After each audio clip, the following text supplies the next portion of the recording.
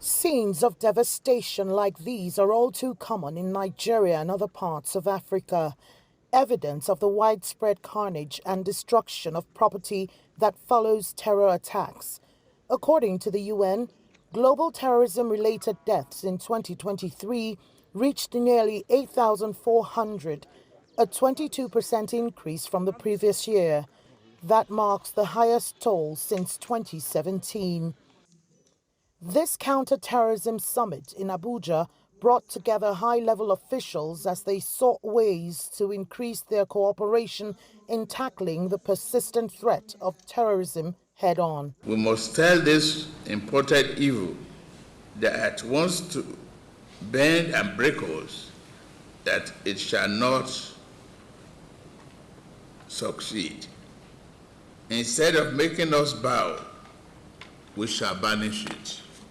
Terrorism has adversely affected Nigeria and many nations across Africa. The Sahel region alone accounts for nearly half of global terrorism-related deaths.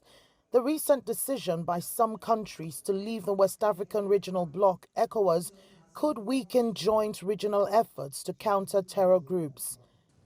Unfortunately, the recent withdrawal of Mali, Burkina Faso, and Niger from ECOWAS to form the so-called Alliance of Sahelian States is bound to undermine the cohesion of the Accra Initiative and will require prompt reflection and review. Those attending the summit also want to address some of the root causes of terrorism, such as underdevelopment and disillusionment among youth, brought about by problems such as unemployment.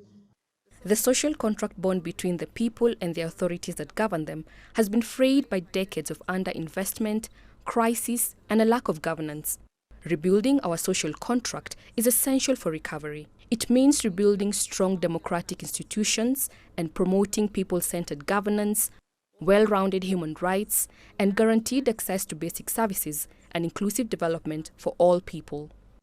Leaders at the summit have emphasized the pivotal role that technology plays in combating terrorism financing, weapons proliferation, and cyber threats. They want to strengthen legal frameworks to tackle those threats and enhance the capacity of law enforcement agencies to deal with terror groups across Africa. Kelechi Emekalam, CGTN Abuja, Nigeria.